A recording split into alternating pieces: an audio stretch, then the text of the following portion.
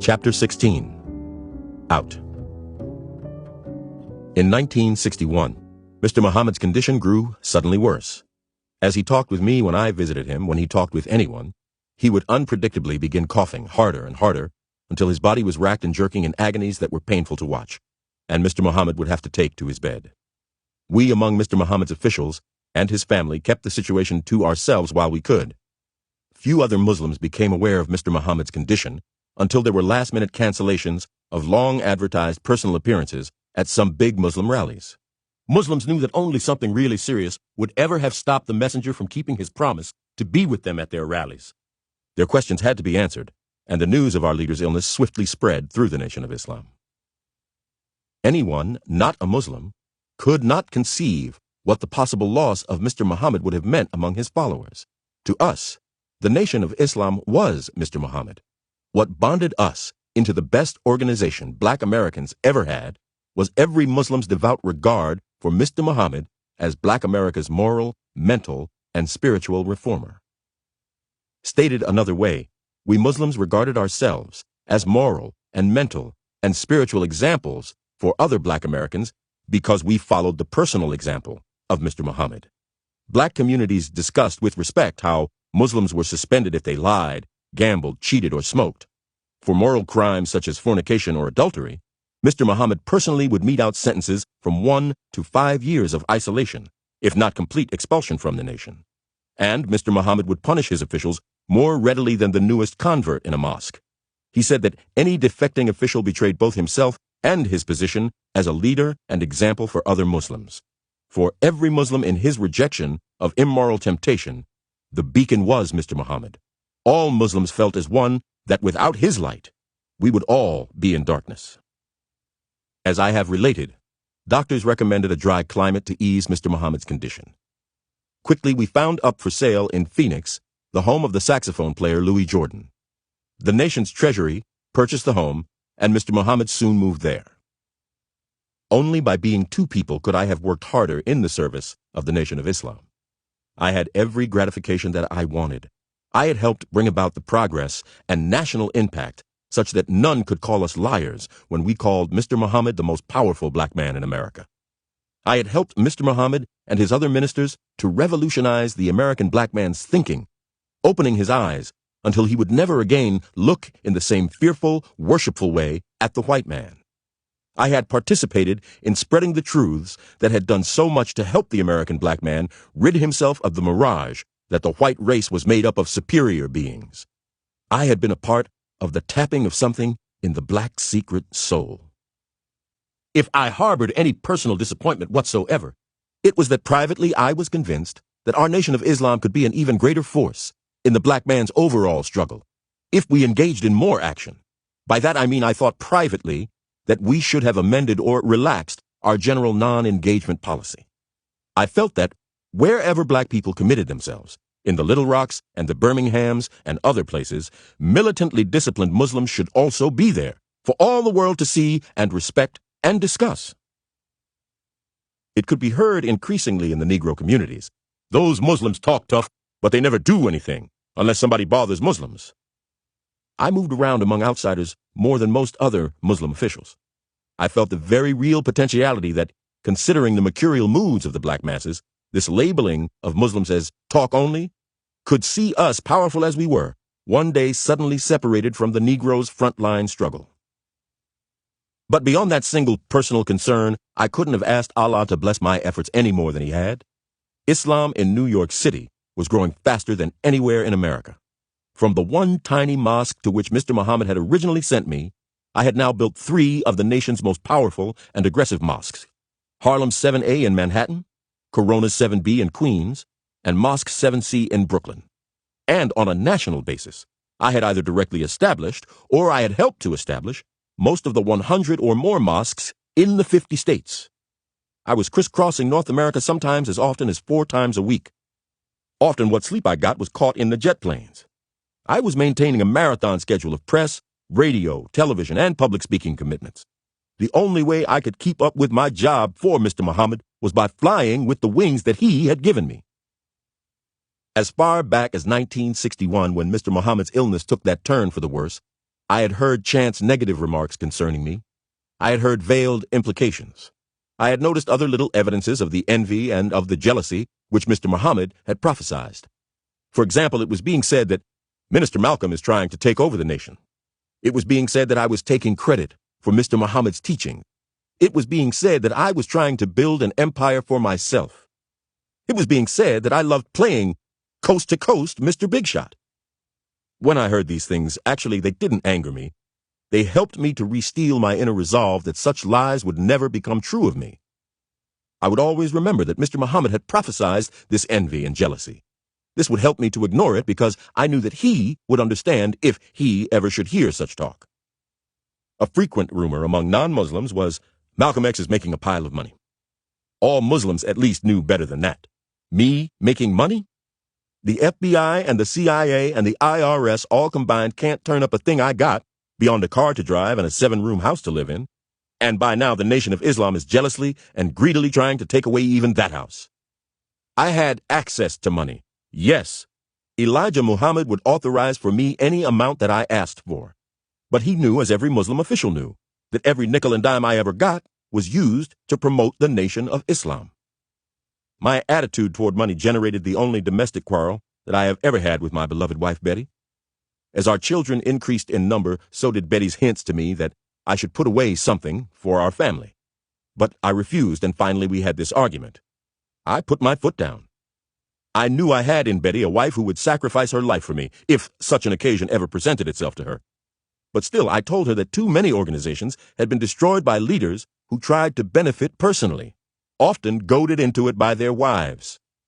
We nearly broke up over this argument. I finally convinced Betty that if anything ever happened to me, the Nation of Islam would take care of her for the rest of her life and of our children until they were grown. I could never have been a bigger fool. In every radio or television appearance, in every newspaper interview, I always made it crystal clear that I was Mr. Muhammad's representative. Anyone who ever heard me make a public speech during this time knows that at least once a minute I said, "The Honorable Elijah Muhammad teaches." I would refuse to talk with any person who tried any so-called joke about my constant reference to Mr. Muhammad. Whenever anyone said or wrote, Malcolm X, the number 2 black Muslim, I would recoil. I have called up reporters and radio and television newscasters long distance and asked them never to use that phrasing again, explaining to them all Muslims are number 2 after Mr. Muhammad. My briefcase was stocked with Mr. Muhammad's photographs. I gave them to photographers who snapped my picture. I would telephone editors asking them, please, use Mr. Muhammad's picture instead of mine. When, to my joy, Mr. Muhammad agreed to grant interviews to white writers, I rarely spoke to a white writer or a black one either, whom I didn't urge to visit Mr. Muhammad in person in Chicago. Get the truth from the messenger in person. And a number of them did go there and meet and interview him.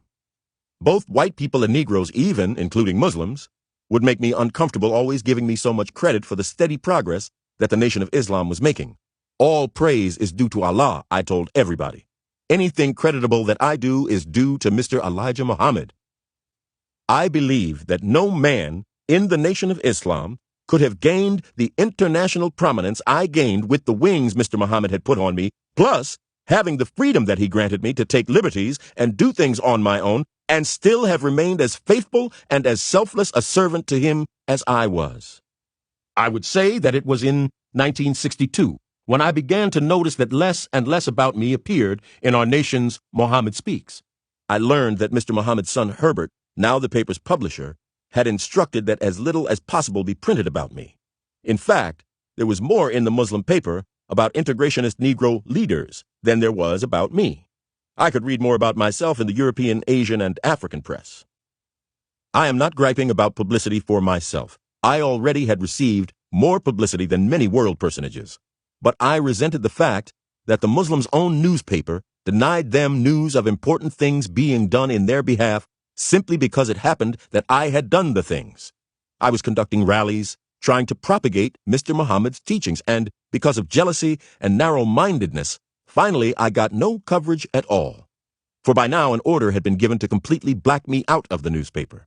For instance, I spoke to 8,000 students at the University of California, and the press there gave big coverage to what I said of the power and program of Mr. Muhammad.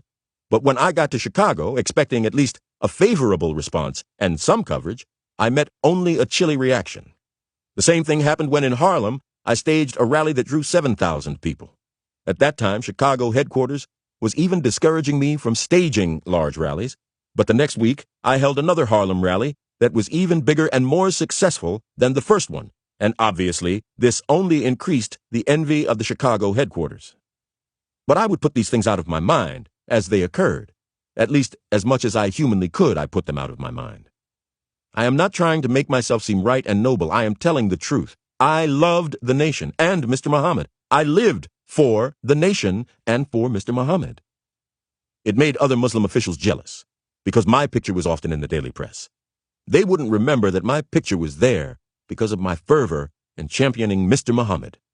They wouldn't simply reason that as vulnerable as the Nation of Islam was to distorted rumors and outright lies, we needed nothing so little as to have our public spokesman constantly denying the rumors. Common sense would have told any official that certainly Mr. Muhammad couldn't be running all over the country as his own spokesman, and whoever he appointed as his spokesman couldn't avoid a lot of press focus. Whenever I caught any resentful feelings hanging on in my mind, I would be ashamed of myself, considering it a sign of weakness in myself. I knew that at least Mr. Muhammad knew that my life was totally dedicated to representing him. But during 1963, I couldn't help being very hypersensitive to my critics in high posts within our nation.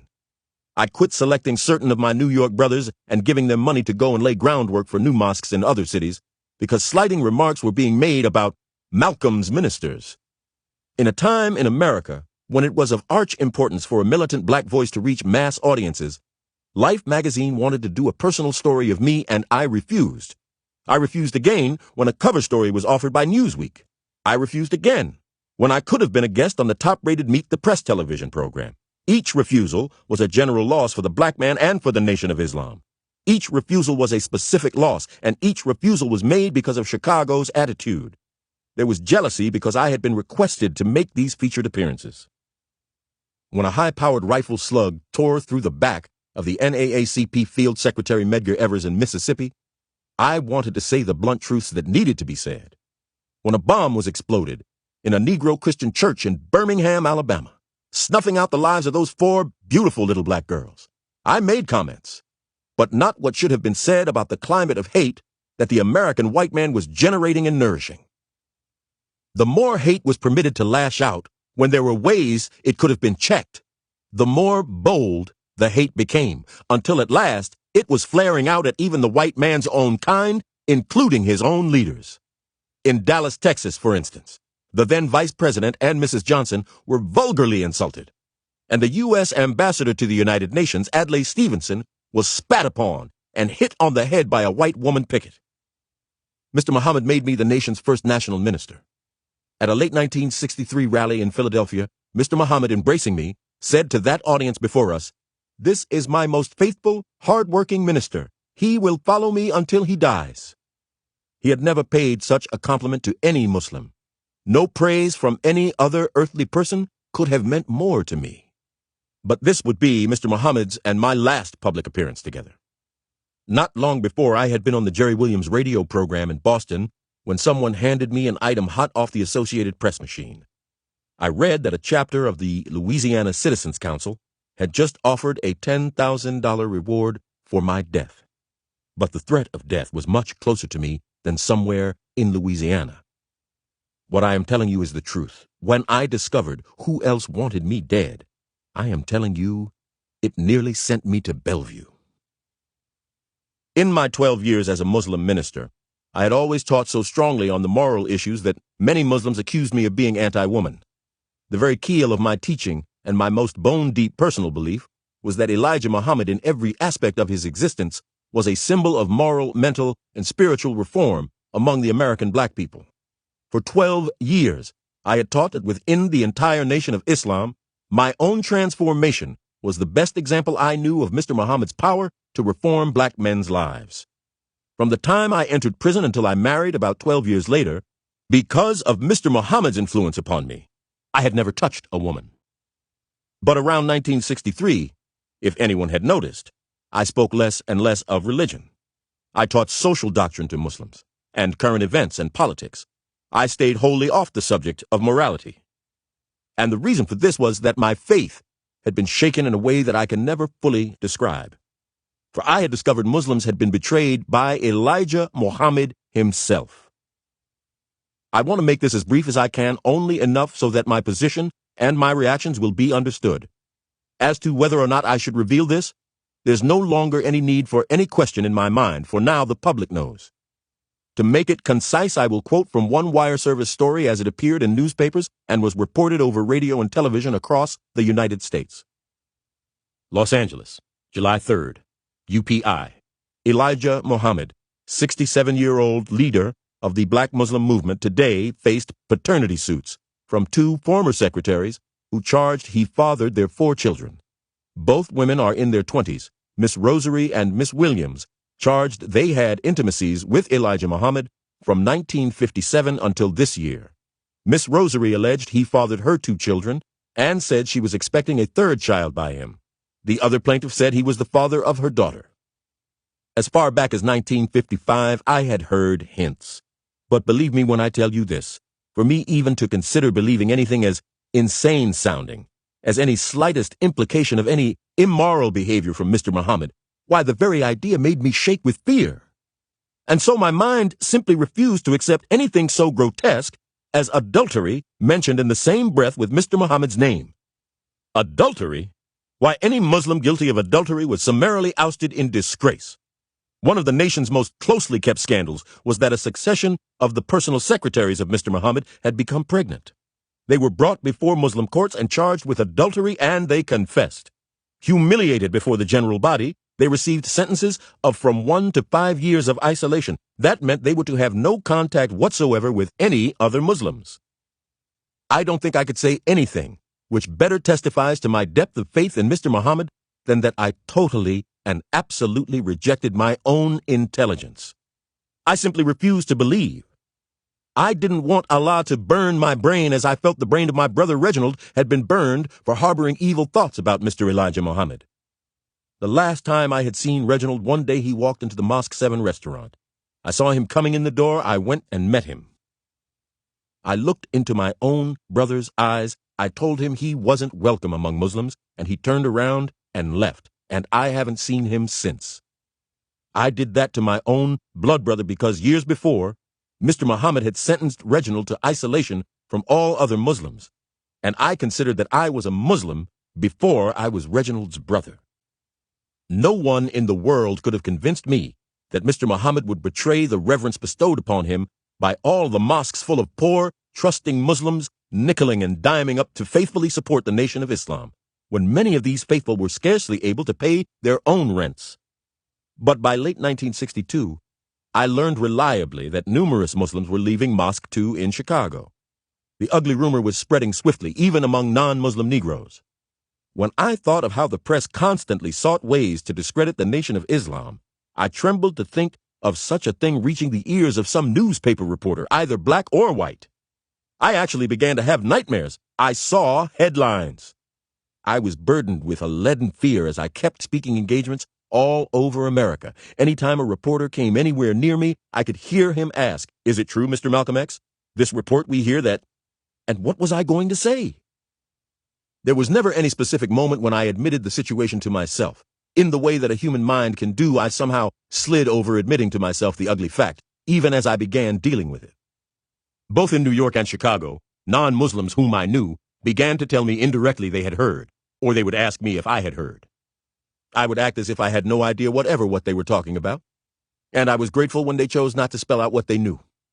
I went around knowing that I looked to them like a total fool, out there every day preaching and apparently not knowing what was going on right under my nose in my own organization, involving the very man I was praising so. To look like a fool unearthed emotions I hadn't felt since my Harlem Hustler days. The worst thing in the hustler's world was to be a dupe. I will give you an example. Backstage at the Apollo Theater in Harlem one day, the comedian Dick Gregory looked at me. "Man," he said, "Muhammad's nothing but I can't say the word he used." Bam! Just like that. My Muslim instinct said to attack Dick, but instead I felt weak and hollow. I think Dick sensed how upset I was, and he let me get him off the subject. I knew Dick, a Chicagoan, was wise in the ways of the streets and blunt-spoken. I wanted to plead with him not to say to anyone else what he had said to me, but I couldn't. It would have been my own admission. I can't describe the torments I went through. Always before, in any extremity, I had caught the first plane to Mr. Elijah Muhammad. He had virtually raised me from the dead. Everything I was that was credible, he had made me. I felt that no matter what, I could not let him down. There was no one I could turn to with this problem except Mr. Muhammad himself. Ultimately, that had to be the case. But first I went to Chicago to see Mr. Muhammad's second youngest son, Wallace Muhammad. I felt that Wallace was Mr. Muhammad's most strongly spiritual son, the son with the most objective outlook. Always Wallace and I had shared an exceptional closeness and trust. And Wallace knew when he saw me why I had come to see him. "I know," he said. I said I thought we should rally to help his father. Wallace said he didn't feel that his father would welcome any efforts to help him. I told myself that Wallace must be crazy. Next, I broke the rule that no Muslim is supposed to have any contact with another Muslim in the isolated state. I looked up and I talked with 3 of the former secretaries to Mr. Muhammad. From their own mouths, I heard their stories of who had fathered their children, and from their own mouths, I heard that Elijah Muhammad had told them that I was the best, the greatest minister he ever had, but that someday I would leave him, turn against him, so I was dangerous. I learned from these former secretaries of Mr. Muhammad that while he was praising me to my face, he was tearing me apart behind my back. That deeply hurt me. Every day I was meeting the microphones, cameras, press reporters, and other commitments, including the Muslims of my own Mosque 7. I felt almost out of my mind. Finally, the thing crystallized for me. As long as I did nothing, I felt it was the same as being disloyal. I felt that as long as I sat down, I was not helping Mr. Muhammad when somebody needed to be standing up. So one night I wrote to Mr. Muhammad about the poison being spread about him. He telephoned me in New York. He said that when he saw me, he would discuss it. I desperately wanted to find some way, some kind of a bridge over which I was certain the Nation of Islam could be saved from self-destruction. I had faith in the nation. We weren't some group of Christian Negroes jumping and shouting and full of sins. I thought of one bridge that could be used if and when the shattering disclosure should become public. Loyal Muslims could be taught that a man's accomplishments in his life outweigh his personal human weaknesses. Wallace Muhammad helped me to review the Quran and the Bible for documentation. David's adultery with Bathsheba weighed less on history scales, for instance, than the positive fact of David's killing Goliath. Thinking of Lot, we think not of incest but of his saving the people from the destruction of Sodom and Gomorrah. Or our image of Noah isn't of his getting drunk, but of his building the ark and teaching people to save themselves from the flood. We think of Moses leading the Hebrews from bondage, not of Moses' adultery with the Ethiopian women. In all of the cases I reviewed, the positive outweighed the negative. I began teaching in New York Mosque 7 that a man's accomplishments in his life outweighed his personal human weaknesses. I taught that a person's good deeds outweigh his bad deeds. I never mentioned the previously familiar subjects of adultery and fornication, and I never mentioned immoral evils. By some miracle, the adultery talk, which was so widespread in Chicago, seemed to only leak a little in Boston, Detroit, and New York. Apparently, it hadn't reached other mosques around the country at all. In Chicago, increasing numbers of Muslims were leaving Mosque 2, I heard, and many non-Muslims who had been sympathetic to the nation were now outspokenly anti-Muslim. In February 1963, I officiated at the University of Islam graduation exercises. When I introduced various members of the Muhammad family, I could feel the cold chill toward them from the Muslims in the audience. Elijah Muhammad had me fly to Phoenix to see him in April 1963. We embraced, as always, and almost immediately he took me outside, where we began to walk by his swimming pool. He was the messenger of Allah. When I was a foul, vicious convict, so evil that other convicts had called me Satan, this man had rescued me. He was the man who had trained me, who had treated me as if I were his own flesh and blood. He was the man who had given me wings to go places, to do things I otherwise never would have dreamed of. We walked, with me caught up in a whirlwind of emotions. "Well, son," Mr. Muhammad said, "what is on your mind?" Plainly, frankly, pulling no punches, I told Mr. Muhammad what was being said. And without waiting for any response from him, I said that with his son Wallace's help, I had found in the Quran and the Bible that which might be taught to Muslims, if it became necessary, as the fulfillment of prophecy. Son, I'm not surprised, Elijah Muhammad said. You have always had such good understanding of prophecy and of spiritual things. You recognize that's what all of this is, prophecy. You have the kind of understanding that only an old man has. I'm David, he said. When you read about how David took another man's wife, I'm that David. You read about Noah who got drunk? That's me. You read about Lot, who went and laid up with his own daughters. I have to fulfill all of those things. I remembered that when an epidemic is about to hit somewhere, that community's people are inoculated against exposure with some of the same germs that are anticipated, and this prepares them to resist the oncoming virus.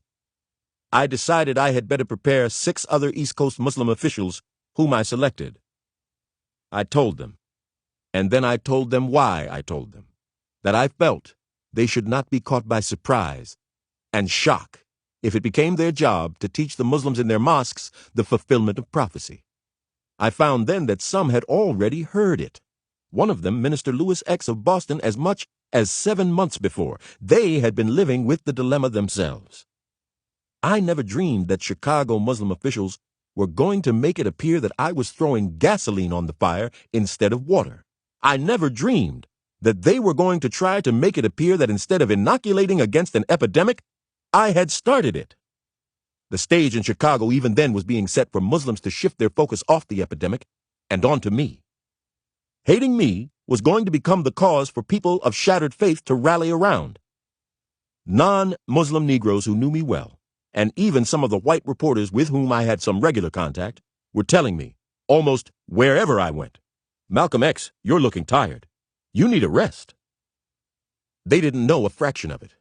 Since I had been a Muslim, this was the first time any white people really got to me in a personal way. I could tell that some of them were really honest and sincere. One of these, whose name I won't call, he might lose his job, said, Malcolm X, the whites need your voice worse than the Negroes. I remember so well his saying this, because it prefaced the first time since I became a Muslim that I had ever talked with any white man at any length about anything except the Nation of Islam and the American black man's struggle today. I can't remember how or why. He somehow happened to mention the Dead Sea Scrolls. I came back with something like, yes, those scrolls are going to take Jesus off the stained glass windows and the frescoes, where he has been lily white, and put him back into the true mainstream of history, where Jesus actually was non-white. The reporter was surprised, and I went on that the Dead Sea Scrolls were going to reaffirm that Jesus was a member of that brotherhood of Egyptian seers called the Essene, a fact already known from Philo, the famous Egyptian historian of Jesus' time. And the reporter and I got off on about 2 good hours of talking in the areas of archaeology, history, and religion. It was so pleasant. I almost forgot the heavy worries on my mind for that brief respite. I remember we wound up agreeing that by the year 2000, every school child will be taught the true color of great men of antiquity. I've said that I expected headlines momentarily. I hadn't expected the kind which came.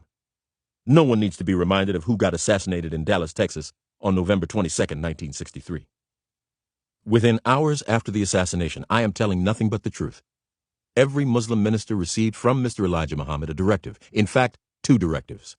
Every minister was ordered to make no remarks at all concerning the assassination. Mr. Muhammad instructed that if pressed for comment, we should say no comment. During that 3-day period, where there was no other news to be heard except relating to the murdered president, Mr. Muhammad had a previously scheduled speaking engagement in New York at the Manhattan Center.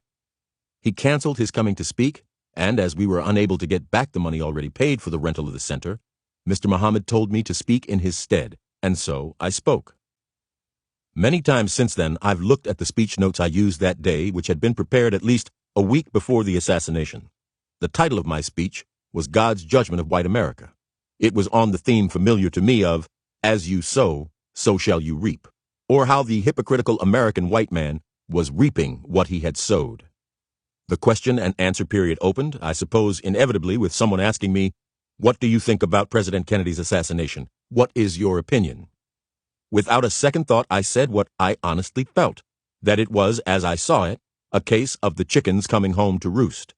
I said that the hate in white men had not stopped with the killing of defenseless black people, but that hate allowed to spread, unchecked, finally had struck down this country's chief of state. I said it was the same thing as what happened with Medgar Evers, with Patrice Lumumba, with Madame New's husband. The headlines and the news broadcasts promptly had it. Black Muslims Malcolm X, chickens come home to roost. It makes me feel weary to think of it all now. All over America, all over the world, some of the world's most important personages were saying in various ways, and in far stronger ways than I did, that America's climate of hate had been responsible for the president's death. But when Malcolm X said the same thing, it was ominous. My regular monthly visit to Mr. Muhammad was due the next day. Somehow on the plane, I expected something. I've always had this strong intuition. Mr. Muhammad and I embraced each other in greeting. I sensed some ingredient missing from his usual amiability, and I was suddenly tense, to me also very significant. For years I had prided myself that Mr. Muhammad and I were so close that I knew how he felt by how I felt. If he was nervous, I was nervous. If I was relaxed, then I knew he was relaxed. Now I felt the tension. First we talked of other things sitting in his living room. Then he asked me, "Did you see the papers this morning?" I said, "Yes, sir, I did." "That was a very bad statement," he said. "The country loved this man. The whole country is in mourning. That was very ill-timed. A statement like that can make it hard on Muslims in general." And then, as if Mr. Muhammad's voice came from afar, I heard his words. "I'll have to silence you for the next 90 days so that the Muslims everywhere can be disassociated from the blunder." I was numb. But I was a follower of Mr. Muhammad. Many times I had said to my own assistants that anyone in a position to discipline others must be able to take disciplining himself. I told Mr. Muhammad, "Sir, I agree with you and I submit 100%. I flew back to New York, psychologically preparing myself to tell my Mosque 7 assistants that I had been suspended or silenced. But to my astonishment upon arrival, I learned that my assistants already had been informed. What astonished me even more, a telegram had been sent to every New York City newspaper and radio and television station. It was the most quick and thorough publicity job that I had ever seen the Chicago officials initiate. Every telephone where I could possibly be reached was ringing. London, Paris, AP, UPI, every television and radio station, and all of the newspapers were calling. I told them all, I disobeyed Mr. Muhammad. I submit completely to his wisdom. Yes, I expect to be speaking again after 90 days. Malcolm X silenced. It was headlines. My first worry was that if a scandal broke for the Nation of Islam within the next 90 days, I would be gagged when I could be the most experienced Muslim in dealing with the news media that would make the most of any scandal within the nation. I learned next that my silencing was even more thorough than I had thought. I was not only forbidden to talk with the press, I was not even to teach in my own Mosque 7. Next, an announcement was made throughout the Nation of Islam that I would be reinstated within 90 days if he submits. This made me suspicious.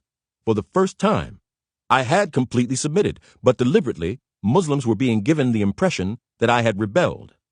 I hadn't hustled in the streets for years for nothing. I knew when I was being set up. 3 days later, the first word came to me that a Mosque 7 official, who had been one of my most immediate assistants, was telling certain Mosque 7 brothers, if you knew what the minister did, you'd go out and kill him yourself. And then I knew, as any official in the Nation of Islam would instantly have known. Any death talk for me could have been approved of, if not actually initiated, by only one man. My head felt like it was bleeding inside. I felt like my brain was damaged. I went to see Dr. Leona A. Turner, who has been my family doctor for years, who practices in East Elmhurst, Long Island. I asked her to give me a brain examination. She did examine me. She said I was under great strain, and I needed rest. Cassius Clay and I are not together today, but always I must be grateful to him that at just this time, when he was in Miami training to fight Sonny Liston, Cassius invited me, Betty, and the children to come there as his guests, as a 6th wedding anniversary present to Betty and me. I had met Cassius Clay in Detroit in 1962. He and his brother Rudolph came into the students' luncheonette next door to the Detroit Mosque, where Elijah Muhammad was about to speak at a big rally. Every Muslim present was impressed by the bearing and the obvious genuineness of the striking, handsome pair of prizefighter brothers. Cassius came up and pumped my hand, introducing himself as he later presented himself to the world. "I'm Cassius Clay." He acted as if I was supposed to know who he was, so I acted as though I did. Up to that moment, though, I had never even heard of him. Ours were two entirely different worlds. In fact, Elijah Muhammad instructed us Muslims against all forms of sport. As Elijah Muhammad spoke, the two Clay brothers practically led the applause, further impressing everyone with their sincerity, since a Muslim rally was about the world's last place to seek fight fans. Thereafter, now and then, I heard how Cassius showed up in Muslim mosques and restaurants in various cities, and if I happened to be speaking anywhere within reasonable distance of wherever Cassius was, he would be present. I liked him. Some contagious quality about him made him one of the very few people I ever invited to my home. Betty liked him. Our children were crazy about him. Cassius was simply a likable, friendly, clean-cut, down-to-earth youngster. I noticed how alert he was, even in little details. I suspected that there was a plan in his public clowning. I suspected, and he confirmed to me, that he was doing everything possible to con and psych Sonny Liston into coming into the ring angry, poorly trained, and overconfident, expecting another of his vaunted one-round knockouts. Not only was Cassius receptive to advice, he solicited it. Primarily, I impressed upon him to what a great extent a public figure's success depends on how alert and knowledgeable he is to the true natures and to the true motives of all the people who flock around him. I warned him about the foxes, his expression for the aggressive, cute young females who flocked after him. I told Cassius that instead of foxes, they were really wolves. This was Betty's first vacation since we had married, and our three girls romped and played with the heavyweight contender. I don't know what I might have done if I had stayed in New York during that crucial time, besieged by insistently ringing telephones and by the press, and by all of the other people so anxious to gloat, to speculate, and to commiserate. I was in a state of emotional shock. I was like someone who for 12 years had had an inseparable, beautiful marriage, and then suddenly, one morning, at breakfast, the marriage partner had thrust across the table some divorce papers. I felt as though something in nature had failed, like the sun or the stars. It was that incredible a phenomenon to me, something too stupendous to conceive. I am not sparing myself. Around Cassius Clay's fight camp, around the Hampton House Motel where my family was staying, I talked with my own wife and with other people, and actually I was only mouthing words that really meant nothing to me. Whatever I was saying at any time was being handled by a small corner of my mind. The rest of my mind was filled with a parade of 1,001 different scenes from the past 12 years. Scenes in the Muslim mosques, scenes with Mr. Muhammad, scenes with Mr. Muhammad's family, scenes with Muslims individually as my audiences and at our social gatherings, and scenes with the white man in audiences and the press. I walked, I talked, I functioned. At the Cassius Clay fight camp, I told the various sports writers repeatedly what I had gradually come to know within myself was a lie, that I would be reinstated within 90 days. But I could not yet let myself psychologically face what I knew, that already the Nation of Islam and I were physically divorced. Do you understand what I mean? A judge's signature on a piece of paper can grant to a couple a physical divorce, but for either of them, or maybe for both of them, if they have been a very close marriage team, to actually become psychologically divorced from each other might take years. But in the physical divorce, I could not evade the obvious strategy and plotting coming out of Chicago to eliminate me from the Nation of Islam, if not from this world. And I felt that I perceived the anatomy of the plotting. Any Muslim would have known that my chickens coming home to roost statement had been only an excuse to put into action the plan for getting me out. And step one had been already taken. The Muslims were given the impression that I had rebelled against Mr. Muhammad. I could now anticipate step two. I would remain suspended, and later I would be isolated indefinitely. Step three would be either to provoke some Muslim ignorant of the truth to take it upon himself to kill me as a religious duty, or to isolate me so that I would gradually disappear from the public scene. The only person who knew was my wife. I never would have dreamed that I would ever depend so much upon any woman for strength as I now leaned upon Betty. There was no exchange between us. Betty said nothing, being the caliber of wife that she is, with the depth of understanding that she has, but I could feel the envelopment of her comfort.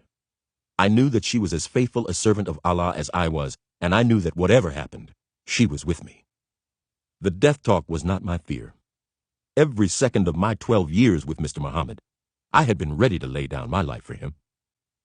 The thing to me worse than death was the betrayal. I could conceive of death. I couldn't conceive betrayal, not of the loyalty which I had given to the Nation of Islam and to Mr. Muhammad. During the previous 12 years, if Mr. Muhammad had committed any civil crime punishable by death, I would have said and tried to prove that I did it to save him, and I would have gone to the electric chair as Mr. Muhammad's servant. There, as Cassius Clay's guest in Miami, I tried desperately to push my mind off my troubles and onto the nation's troubles. I still struggled to persuade myself that Mr. Muhammad had been fulfilling prophecy, because I actually had believed that if Mr. Muhammad was not God, then he surely stood next to God. What began to break my faith was that, try as I might, I couldn't hide, I couldn't evade that Mr. Muhammad, instead of facing what he had done before his followers, as a human weakness or as a fulfillment of prophecy, which I sincerely believe that Muslims would have understood, or at least they would have accepted, Mr. Muhammad had instead been willing to hide, to cover up what he had done. That was my major blow.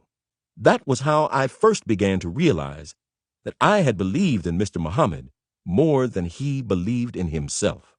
That was how, after 12 years of never thinking for as much as 5 minutes about myself, I became able finally to muster the nerve and the strength to start facing the facts, to think for myself. Briefly, I left Florida to return Betty and the children to our Long Island home. I learned that the Chicago Muslim officials were further displeased with me because of the newspaper reports of me in the Cassius Clay camp. They felt that Cassius hadn't a prayer of a chance to win. They felt the nation would be embarrassed through my linking the Muslim image with him. I don't know if the champion today cares to remember that most newspapers in America were represented at the pre-fight camp except Muhammad Speaks. Even though Cassius was a Muslim brother, the Muslim newspaper didn't consider his fight worth covering. I flew back to Miami feeling that it was Allah's intent for me to help Cassius prove Islam's superiority before the world, through proving that mind can win over brawn. I don't have to remind you of how people everywhere scoffed at Cassius Clay's chance of beating Liston. This time, I brought from New York with me some photographs of Floyd Patterson and Sonny Liston in their fight camps with white priests as their spiritual advisors. Cassius Clay, being a Muslim, didn't need to be told how white Christianity had dealt with the American black man. This fight is the truth, I told Cassius. It's the cross and the crescent fighting in a prize ring for the first time. It's a modern crusades, a Christian and a Muslim facing each other with television to beam it off Telstar for the whole world to see what happens. I told Cassius, do you think Allah has brought about all this intending for you to leave the ring as anything but a champion? You may remember that at the weighing in, Cassius was yelling such things as, "It is prophesied for me to be successful. I cannot be beaten." Sonny Liston's handlers and advisors had him fighting harder to integrate than he was training to meet Cassius. Liston had finally managed to rent a big, fine house over in a rich wall-to-wall white section. To give you an idea, the owner of the neighboring house was the New York Yankees baseball club owner Dan Topping. In the early evenings when Cassius and I would sometimes walk where the black people lived, those Negroes' mouths would hang open in surprise that he was among them, instead of the whites as most black champions preferred. Again and again, Cassius startled those Negroes, telling them, "You're my own kind. I get my strength from being around my own black people." What Sonny Liston was about to meet, in fact, was one of the most awesome frights that can ever confront any person, one who worships Allah and who is completely without fear. Among over 8,000 other seat holders in Miami's big convention hall, I received seat number 7. 7 has always been my favorite number. It has followed me throughout my life. I took this to be Allah's message confirming to me that Cassius Clay was going to win. Along with Cassius, I really was more worried about how his brother Rudolph was going to do, fighting his first pro fight in the preliminaries. While Rudolph was winning a 4-round decision over a Florida Negro named Chip Johnson, Cassius stood at the rear of the auditorium watching calmly, dressed in a black tuxedo. After all of his months of antics, after the weighing-in act that Cassius had put on, this calmness should have tipped off some of the sports writers who were predicting Clay's slaughter. Then Cassius disappeared, dressing to meet Liston. As we had agreed, I joined him in a silent prayer for Allah's blessings. Finally, he and Liston were in their corners in the ring. I folded my arms and tried to appear the coolest man in the place because a television camera can show you looking like a fool yelling at a prize fight. Except for whatever chemical it was that got into Cassius's eyes and blinded him temporarily in the 4th and 5th rounds, the fight went according to his plan. He evaded Liston's powerful punches. The 3rd round automatically began the tiring of the aging Liston, who was overconfidently trained to go only 2 rounds. Then, desperate, Liston lost. The secret of one of fight history's greatest upsets was that months before that night, Clay had outthought Liston. There probably never has been as quiet a new champion party. The boyish king of the ring came over to my motel. He ate ice cream, drank milk, talked with football star Jimmy Brown and other friends and some reporters. Sleepy, Cassius took a quick nap on my bed, then he went back home.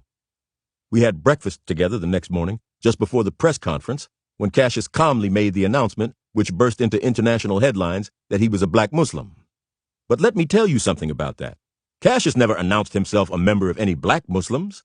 The press reporters made that out of what he told them, which was this: I believe in the religion of Islam, which means I believe there is no God but Allah and Muhammad is his apostle. This is the same religion that is believed in by over 700 million dark-skinned peoples throughout Africa and Asia. Nothing in all of the furor which followed was more ridiculous than Floyd Patterson announcing that, as a Catholic, he wanted to fight Cassius Clay to save the heavyweight crown from being held by a Muslim. It was such a sad case of a brainwashed black Christian ready to do battle for the white man who wants no part of him. Not 3 weeks later, the newspapers reported that in Yonkers, New York, Patterson was offering to sell his $140,000 house for a $20,000 loss. He had integrated into a neighborhood of whites who had made his life miserable. None were friendly. Their children called his children niggers. One neighbor trained his dog to deface Patterson's property. Another erected a fence to hide the Negroes from sight. I tried, it just didn't work, Patterson told the press.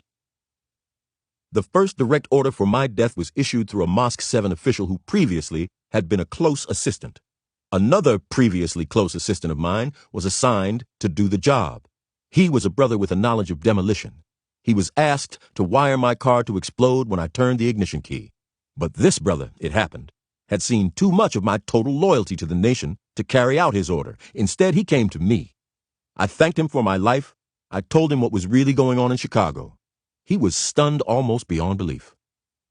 This brother was close to others in the Mosque 7 circle who might subsequently be called upon to eliminate me.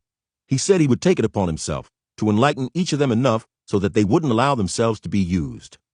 This first direct death order was how finally I began to arrive at my psychological divorce from the Nation of Islam. I began to see wherever I went, on the streets, in business places, on elevators, sidewalks, in passing cars, the faces of Muslims whom I knew, and I knew that any of them might be waiting the opportunity to try and put a bullet into me. I was racking my brain. What was I going to do? My life was inseparably committed to the American black man's struggle. I was generally regarded as a leader. For years, I had attacked so many so-called black leaders for their shortcomings. Now, I had to honestly ask myself what I could offer, how I was genuinely qualified to help the black people win their struggle for human rights. I had enough experience to know that in order to be a good organizer of anything which you expect to succeed, including yourself, you must also mathematically analyze cold facts. I had as one asset, I knew, an international image. No amount of money could have bought that. I knew that if I said something newsworthy, people would read it or hear it, maybe even around the world, depending upon what it was. More immediately in New York City, where I would naturally base any operation, I had a large, direct personal following of non-Muslims. This had been building up steadily, ever since I had led Muslims in the dramatic protest to the police when our brother Hinton was beaten up. Hundreds of Harlem Negroes had seen, and hundreds of thousands of them had later heard, how we had shown that almost anything could be accomplished by black men who would face the white man without fear. All of Harlem had seen how, from then on, the police gave Muslims respect. This was during the time that the deputy chief inspector at the 28th Precinct had said to me, "No one man should have that much power." Over the ensuing years, I'd had various kinds of evidence that a high percentage of New York City's black people responded to what I said, including a great many who would not publicly say so. For instance, time and again, when I spoke at street rallies, I would draw 10 and 12 times as many people as most other so-called Negro leaders. I knew that in any society, a true leader is one who earns and deserves the following he enjoys. True followers are bestowed by themselves out of their own volition and emotions. I knew that the great lack of most of the big-name Negro leaders was their lack of any true rapport with the ghetto Negroes. How could they have a rapport when they spent most of their time integrating with white people? I knew that the ghetto people knew that I never left the ghetto in spirit, and I never left it physically any more than I had to. I had a ghetto instinct. For example, I could feel if tension was beyond normal in a ghetto audience, and I could speak and understand the ghetto's language. There was an example of this that always flew to my mind every time I heard some of the big-name Negro leaders declaring that they spoke for the ghetto black people. After a Harlem street rally, one of these downtown leaders and I were talking when we were approached by a Harlem hustler. To my knowledge, I'd never seen this hustler before. He said to me approximately, "Hey, baby, I dig you holding this all-original scene at the track. I'm going to lay a vine under the Jews balls for a dime. Got to give you a play. Got the shorts out here trying to scuffle up on some bread. Well, my man, I'll get on. Got to go peck a little and cop me some Z's." And the hustler went on up 7th Avenue. I would never have given it another thought, except that this downtown leader was standing, staring after that hustler, looking as if he'd just heard Sanskrit. He asked me what had been said, and I told him. The hustler had said that he was aware that the Muslims were holding an all-black bazaar at Rockland Palace, which is primarily a dance hall. The hustler intended to pawn a suit for $10 to attend and patronize the bazaar. He had very little money, but he was trying hard to make some. He was going to eat, then he would get some sleep. The point I am making is that as a leader, I could talk over the ABC, CBS, or NBC microphones at Harvard or at Tuskegee. I could talk with the so-called middle-class Negro and with the ghetto blacks, whom all the other leaders just talked about.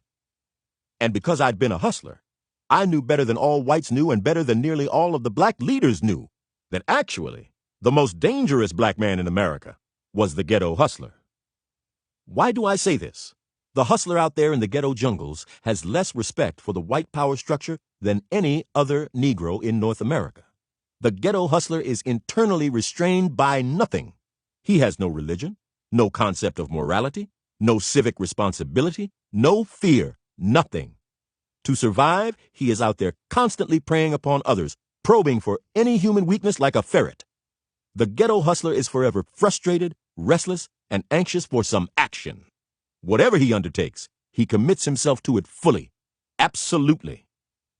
What makes the ghetto hustler yet more dangerous is his glamour image to the school dropout youth in the ghetto. These ghetto teenagers see the hell caught by their parents, struggling to get somewhere, or see that they have given up struggling in the prejudiced, intolerant white man's world. The ghetto teenagers make up their own minds they would rather be like the hustlers whom they see dressed sharp and flashing money and displaying no respect for anybody or anything. So the ghetto youth become attracted to the hustler worlds of dope, thievery, prostitution, and general crime and immorality. It scared me the first time I really saw the danger of these ghetto teenagers if they are ever sparked to violence. One sweltering summer afternoon, I attended a Harlem street rally which contained a lot of these teenagers in the crowd. I had been invited by some responsible Negro leaders who normally never spoke to me. I knew they had just used my name to help them draw a crowd. The more I thought about it on the way there, the hotter I got. And when I got up on the stand, I just told that crowd in the street that I wasn't really wanted up there, that my name had been used, and I walked off the speaker's stand. Well, what did I want to do that for? Why, those young teenage Negroes got upset and started milling around and yelling, upsetting the older Negroes in the crowd. The first thing you know, traffic was blocked in 4 directions by a crowd whose mood quickly grew so ugly that I really got apprehensive. I got up on top of a car and began waving my arms and yelling at them to quiet down. They did quiet, and then I asked them to disperse, and they did.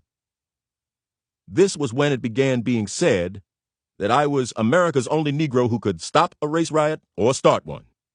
I don't know if I could do either one, but I know one thing. It had taught me in a very few minutes to have a whole lot of respect for the human combustion that is packed among the hustlers and their young admirers who live in the ghettos where the northern white man has sealed off the Negro away from whites for 100 years. The long, hot summer of 1964 in Harlem, in Rochester, in other cities has given an idea of what could happen, and that's all only an idea. For all of those riots were kept contained within where the Negroes lived. You let any of these bitter, seething ghettos all over America receive the right igniting incident and become really inflamed and explode and burst out of their boundaries into where whites live.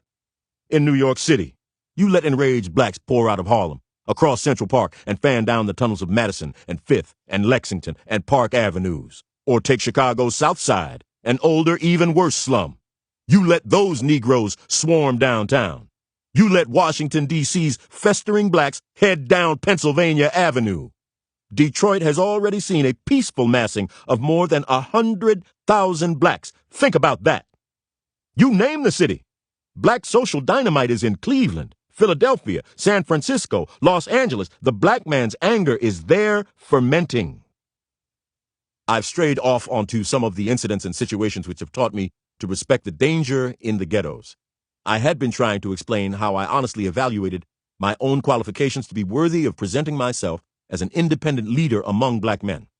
In the end, I reasoned that the decision already had been made for me. The ghetto masses already had entrusted me with an image of leadership among them. I knew the ghetto instinctively extends that trust only to one who had demonstrated that he would never sell them out to the white man. I not only had no such intention, to sell out was not even in my nature. I felt a challenge to plan and build an organization that could help to cure the black man in North America of the sickness which has kept him under the white man's heel. The black man in North America was mentally sick in his cooperative, sheep-like acceptance of the white man's culture. The black man in North America was spiritually sick because for centuries he had accepted the white man's Christianity, which asked the black so-called Christian to expect no true brotherhood of man, but to endure the cruelties of the white so-called Christians. Christianity had made black men fuzzy, nebulous, confused in their thinking. It had taught the black man to think if he had no shoes and was hungry, we're going to get shoes and milk and honey and fish fries in heaven. The black man in North America was economically sick, and that was evident in one simple fact. As a consumer, he got less than his share, and as a producer, gave least. The black American today shows us the perfect parasite image. The black tick under the delusion that he is progressing because he rides on the udder of the fat three-stomached cow that is white America. For instance, annually, the black man spends over $3 billion for automobiles, but America contains hardly any franchised black automobile dealers. For instance, 40% of the expensive imported Scotch whiskey consumed in America goes down the throats of the status-sick black man. But the only black-owned distilleries are in bathtubs or in the woods somewhere. Or, for instance, a scandalous shame, in New York City, with over 1 million Negroes, there aren't 20 black-owned businesses employing over 10 people. It's because black men don't own and control their own community's retail establishments that they can't stabilize their own community. The black man in North America was sickest of all politically. He let the white man divide him into such foolishness as considering himself a black Democrat, a black Republican, a black conservative, or a black liberal, when a 10 million black vote block could be the deciding balance of power in American politics, because the white man's vote is almost always evenly divided. The polls are one place where every black man could fight the black man's cause with dignity and with the power and the tools that the white man understands and respects and fears and cooperates with. Listen, let me tell you something. If a black bloc committee told Washington's worst nigger hater, we represent 10 million votes, why, that nigger hater would leap up. Well, how are you? Come on in here. Why, if the Mississippi black man voted in a bloc, Eastland would pretend to be more liberal than Jacob Javits, or Eastland would not survive in his office. Why else is it that racist politicians fight to keep black men from the polls? Whenever any group can vote in a bloc and decide the outcome of elections, and it fails to do this, then that group is politically sick. Immigrants once made Tammany Hall the most powerful single force in American politics. In 1880, New York City's first Irish Catholic mayor was elected, and by 1960, America had its first Irish Catholic president. America's black man voting as a bloc could wield an even more powerful force. U.S. politics is ruled by special interest blocs and lobbies. What group has a more urgent special interest? What group needs a bloc, a lobby, more than the black man? Labor owns one of Washington's largest non-government buildings, situated where they can literally watch the White House. And no political move is made that doesn't involve how labor feels about it. A lobby got big oil its depletion allowance. The farmer, through his lobby, is the most government-subsidized special interest group in America today because 1 million farmers vote, not as Democrats or Republicans, liberals, conservatives, but as farmers. Doctors have the best lobby in Washington. Their special interest influence successfully fights the Medicare program that's wanted and needed by millions of other people.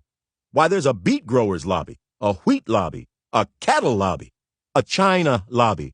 Little countries no one ever heard of have their Washington lobbies representing their special interests. The government has departments to deal with the special interest groups that make themselves heard and felt. The Department of Agriculture cares for the farmers' needs. There is a Department of Health, Education, and Welfare. There is a Department of the Interior, in which the Indians are included. Is the farmer, the doctor, the Indian the greatest problem in America today? No, it is the black man. There ought to be a Pentagon-sized Washington department dealing with every segment of the black man's problems. 22 million black men. They have given America 400 years of toil. They have bled and died in every battle since the Revolution. They were in America before the Pilgrims and long before the mass immigrations, and they are still today at the bottom of everything. Why 22 million black people should tomorrow give $1 apiece to build a skyscraper lobby building in Washington, D.C.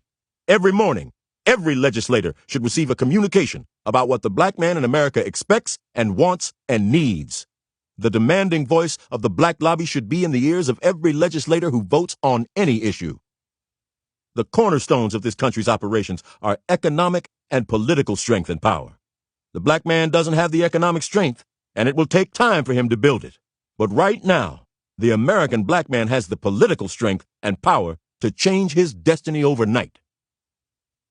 It was a big order, the organization I was creating in my mind, one which would help to challenge the American black man to gain his human rights and to cure his mental, spiritual, economic, and political sicknesses. But if you ever intend to do anything worthwhile, you have to start with a worthwhile plan. Substantially as I saw it, the organization I hoped to build would differ from the Nation of Islam in that it would embrace all faiths of black men, and it would carry into practice what the Nation of Islam had only preached. Rumors were swirling, particularly in East Coast cities. What was I going to do? Well, the first thing I was going to have to do was to attract far more willing heads and hands than my own. Each day, more militant action brothers who had been with me in Mosque 7 announced their break from the Nation of Islam to come with me. And each day I learned, in one way or another, of more support from non-Muslim Negroes, including a surprising lot of the middle and upper-class black bourgeoisie who were sick of the status symbol charade. There was a growing clamor. When are you going to call a meeting to get organized? To hold the first meeting, I arranged to rent the Carver Ballroom of the Hotel Teresa, which is at the corner of 125th Street and 7th Avenue, which might be called one of Harlem's fusebox locations. The Amsterdam News reported the planned meeting, and many readers inferred that we were establishing our beginning mosque in the Teresa. Telegrams and letters and telephone calls came to the hotel for me from across the country. Their general tone was that this was a move that people had waited for. People I'd never heard of expressed confidence in me in moving ways. Numerous people said that the Nation of Islam's stringent moral restrictions had repelled them, and they wanted to join me. A doctor who owned a small hospital telephoned long distance to join. Many others sent contributions, even before our policies had been publicly stated. Muslims wrote from other cities that they would join me, their remarks being generally along the lines that Islam is too inactive. The nation is moving too slow. Astonishing numbers of white people called and wrote, offering contributions or asking could they join. The answer was no, they couldn't join. Our membership was all black, but if their consciences dictated, they could financially help our constructive approach to America's race problems. Speaking engagement requests came in, 22 of them in one particular Monday morning's mail. It was startling to me that an unusual number of the requests came from groups of white Christian ministers. I called a press conference. The microphone stuck up before me. The flashbulbs popped. The reporters, men and women, white and black, representing media that reached around the world, sat looking at me with their pencils and open notebooks. I made the announcement. I am going to organize and head a new mosque in New York City, known as the Muslim Mosque, Inc.